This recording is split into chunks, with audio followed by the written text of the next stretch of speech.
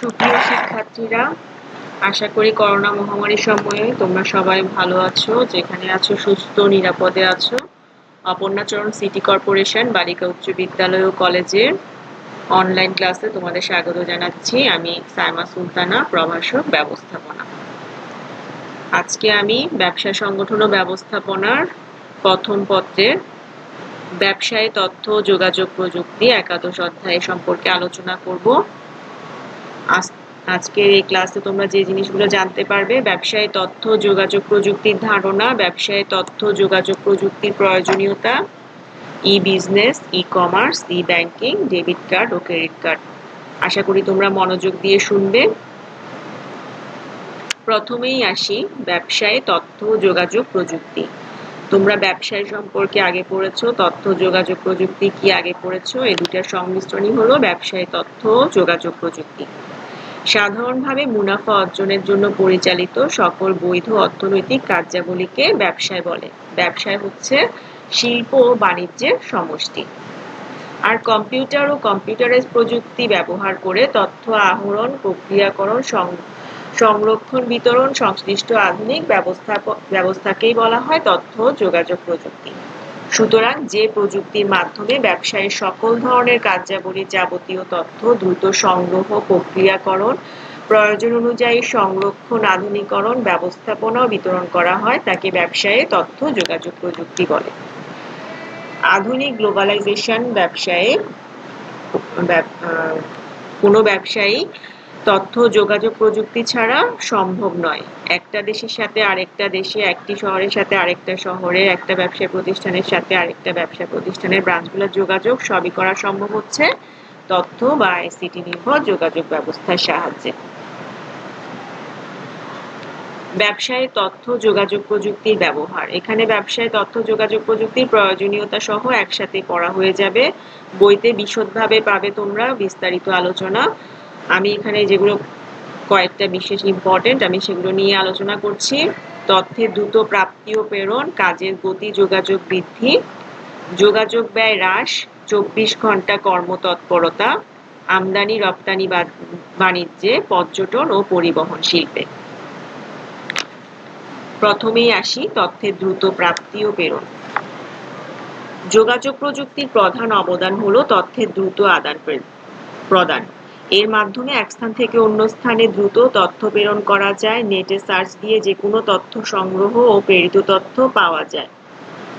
ব্যবসা জগতে এখন এমন প্রযুক্তির উদ্ভব ঘটেছে যাতে তথ্য বা সংবাদের প্রয়োজনীয় পক্ষসমূহের সাথে নিমিষে আদান প্রদান করা যায়। ধরো এই মহামারীর সময়ে অফিস আদালতগুলা অনেকদিন ভালো মতন চলতে পারছে না, বা রেগুলার সবাই অফিস করতে পারছে না, ঘরে বসেই হোম অফিস চালু হয়েছে। তাহলে একটা প্রতিষ্ঠানের সাথে আরেকটা প্রতিষ্ঠানের, নিজের প্রতিষ্ঠানের সাথে যাবতীয় যোগাযোগ কাজগুলা করা সম্ভব হচ্ছে সম্পূর্ণই এই অনলাইন নির্ভর ব্যবসায়ের সাহায্যে। কাজের গতি ও দক্ষতা বৃদ্ধি। আগে যেমন চিঠি লিখে বা একজন ব্যক্তিকে মাধ্যমে ব্যক্তি যোগাযোগের মাধ্যমে কাজগুলা করা হতো, সেখানে খুব নিমিষে চোখের পলকেই কাজগুলো করা সম্ভব হচ্ছে কম্পিউটার ও কম্পিউটারাইজ প্রযুক্তি ব্যবহারের মাধ্যমে, যার ফলে কাজগুলো অনেক সহজ হয়ে পড়েছে।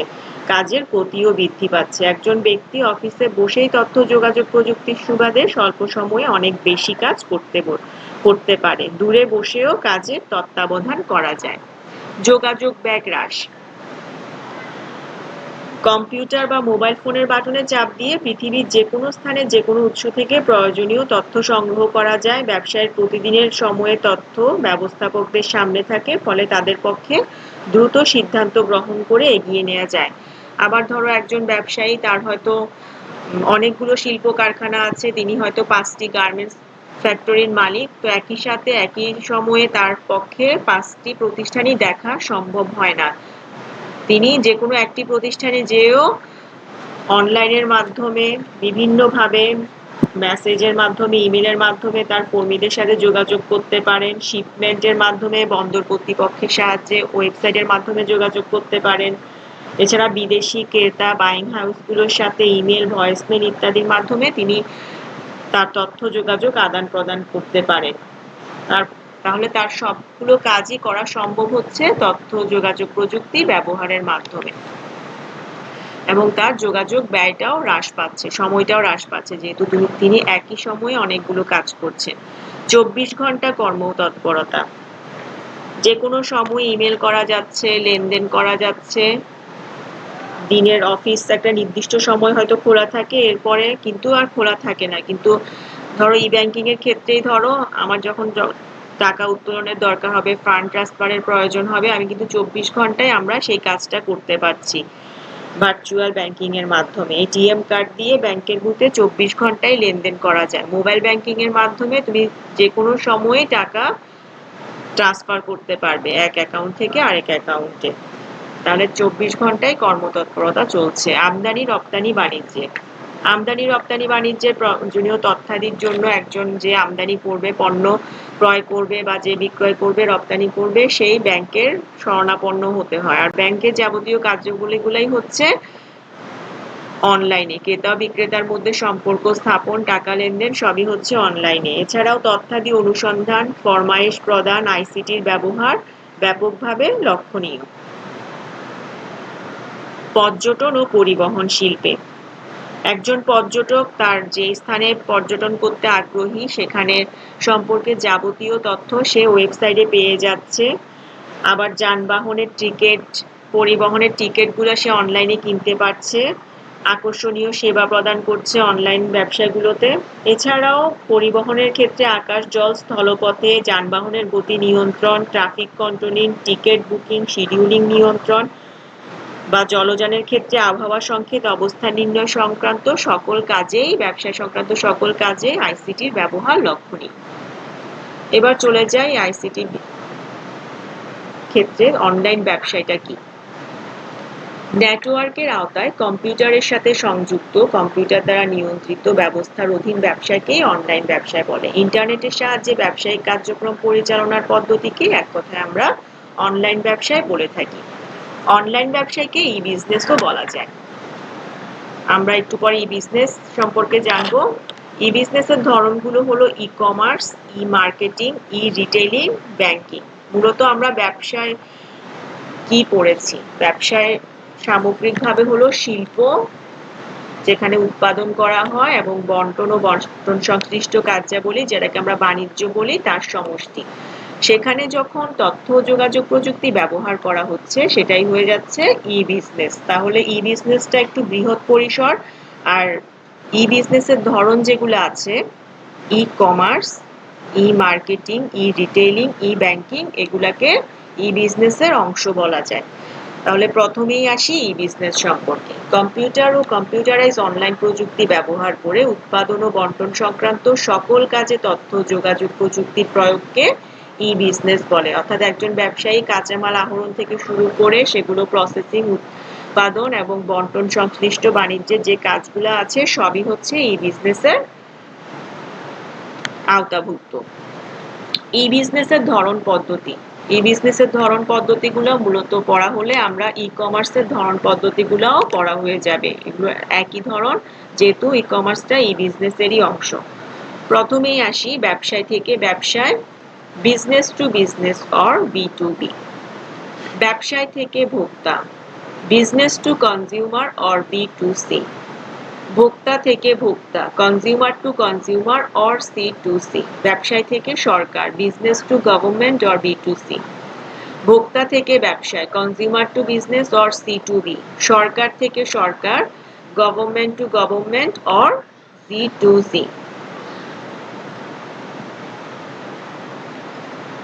এখানে যে সংক্ষিপ্তভাবে দিয়েছি আমি B2B, C2C, এগুলো তোমরা মনে রাখার চেষ্টা করবে। পরীক্ষায় হয়তো ব্যবসায় থেকে ব্যবসা এটা না বলে অনেক সরাসরি চলে আসতে পারে B2B কি, C2C কি, তাহলে এগুলো একটু মনে রাখার চেষ্টা করবে।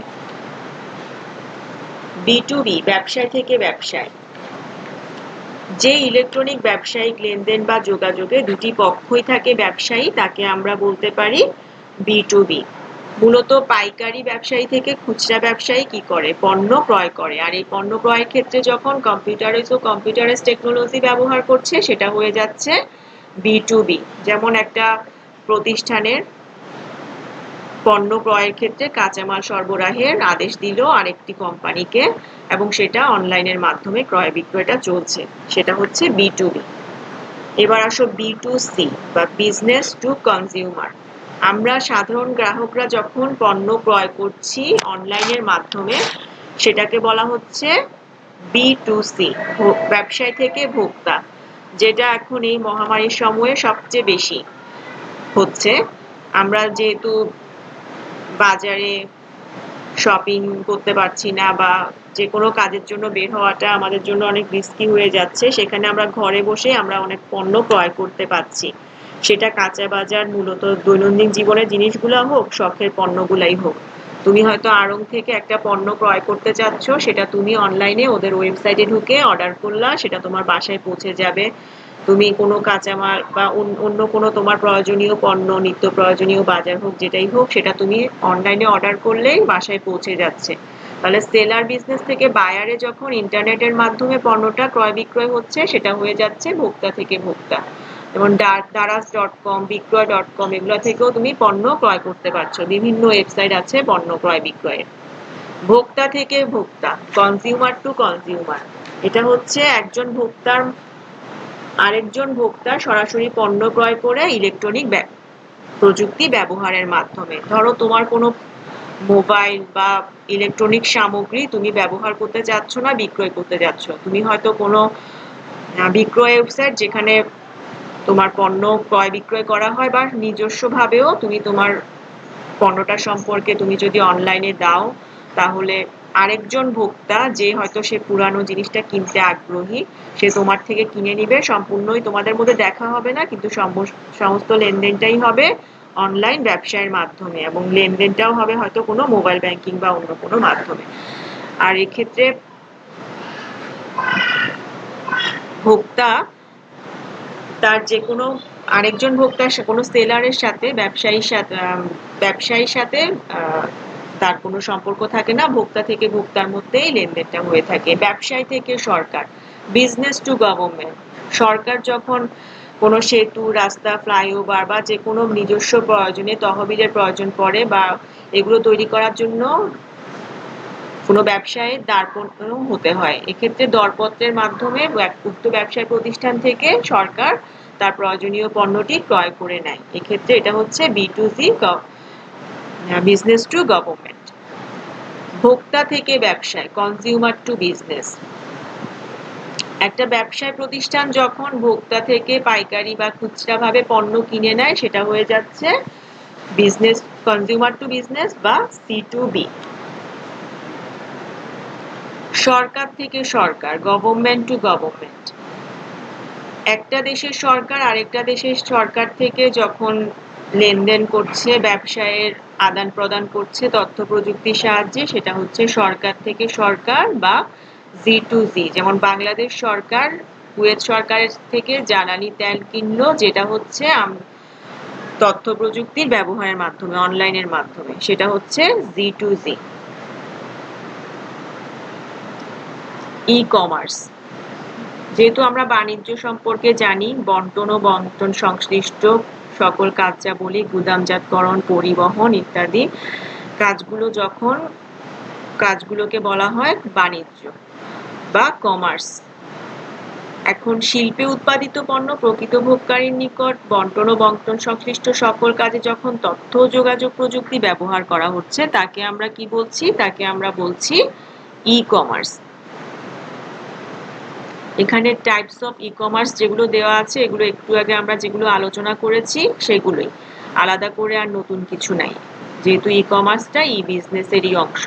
তাহলে আমরা ই-কমার্সকে এইভাবেও সংজ্ঞায়িত করতে পারি: ব্যবসায় থেকে ব্যবসায়, ব্যবসায় থেকে ভোক্তা, ভোক্তা থেকে ভোক্তা, বা ভোক্তা থেকে বা গভর্নমেন্ট টু বিজনেস। এভাবে যখন একটা প্রক্রিয়ার অধীন বন্টন ও বন্টন সংশ্লিষ্ট কাজগুলো চলছে, তাকে আমরা ই-কমার্স বলতে পারি।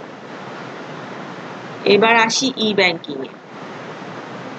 ই-ব্যাংকিং, ইলেকট্রনিক ব্যাংকিং বা অনলাইন ব্যাংকিং পদ্ধতি হলো ব্যাংকিং সুবিধা প্রদানের আধুনিক কৌশল বা পদ্ধতি। আধুনিক ইলেকট্রনিক প্রযুক্তি ব্যবহার করে অতি দ্রুত, নির্ভুল, বিস্তৃত কার্য পরিচালনায় সক্ষম ব্যাংক ব্যবস্থাপনাকেই ইলেকট্রনিক ব্যাংকিং বা সংক্ষেপে ই-ব্যাংকিং বলে। বর্তমান যে ব্যাংকিং ব্যবস্থা চালু আছে, সেখানে পুরাতন সনাতন পদ্ধতির ব্যবহার আর নেই, ম্যানুয়ালি ব্যবহার নেই, সব ব্যাংকই অনলাইন ব্যাংকিং ব্যবস্থার মাধ্যমে পরিচালিত হচ্ছে।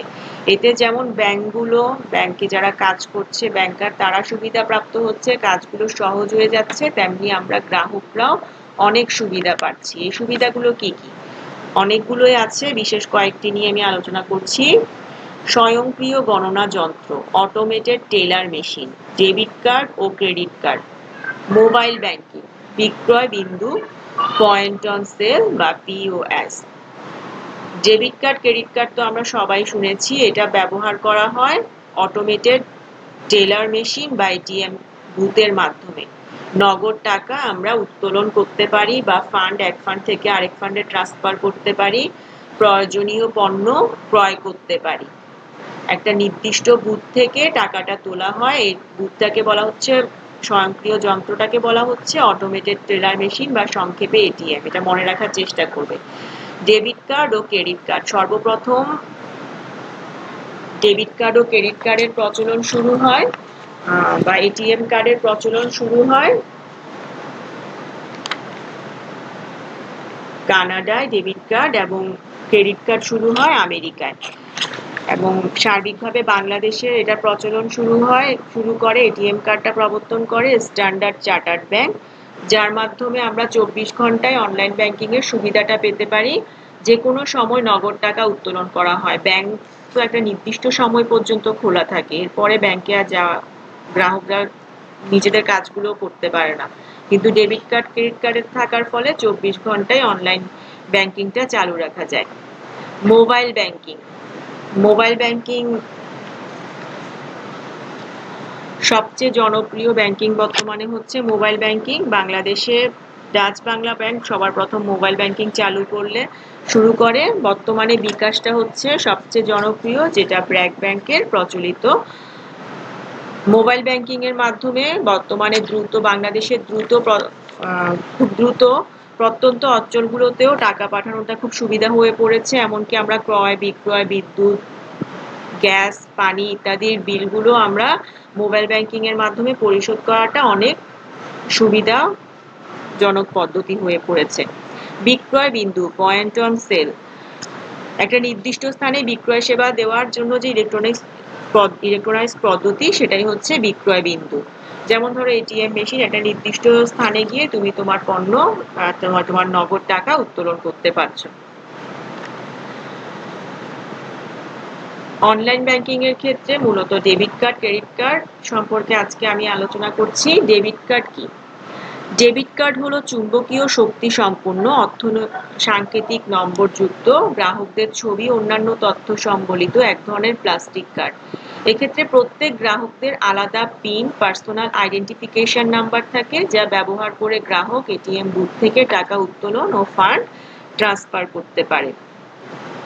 PIN, পার্সোনাল আইডেন্টিফিকেশন নাম্বার, এটা মনে রাখার চেষ্টা করবে। ক্রেডিট কার্ড গ্রাহককে দ্রুত ঋণ গ্রহণের ক্ষমতা প্রদান করে চুম্বকীয় শক্তি সম্পন্ন সাংকেতিক নম্বরযুক্ত গ্রাহকদের তথ্য সম্বলিত এক ধরনের প্লাস্টিক কার্ডকে ক্রেডিট কার্ড বলে।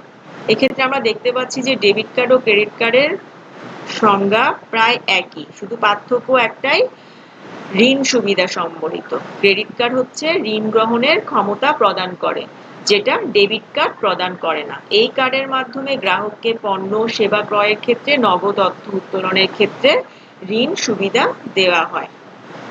ধরো তোমার কোনো একটি ব্যাংক অ্যাকাউন্টে 4000 টাকা আছে, এখন তোমার হয়তো হঠাৎ করে 5000 টাকার প্রয়োজন পড়ছে।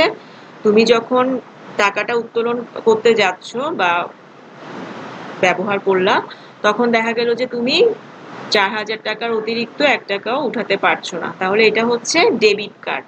আর যখন তুমি 4000 টাকার অতিরিক্ত তোমার যে 1000 টাকা দরকার হচ্ছে, 5000 টাকা পুরোটাই উত্তোলন করতে পারলা, তখন তোমার কার্ডটা বোঝা যাচ্ছে যে ক্রেডিট কার্ড। মানে তুমি তোমার নগদ যে তোমার অ্যাকাউন্টে যে নগদ পরিমাণ টাকাটা আছে তার বাইরেও তুমি অর্থ উত্তোলন করতে পারছো, এবং নির্দিষ্ট একটা সীমা বা সময়ের মধ্যে তুমি ব্যাংকে পরিশোধ করে দিবে, এই সপ্তাহেই তোমাকে ক্রেডিট কার্ডটা প্রদান করা হয়েছে। তাহলে এটা সৃজনশীলের জন্য অনেক গুরুত্বপূর্ণ। তোমরা এই চ্যাপ্টারের অবজেক্টিভগুলো খুব ভালো মতন দেখার চেষ্টা করবা, বইতে বিশদভাবে আলোচনা করা আছে, রিডিংগুলো পড়বা।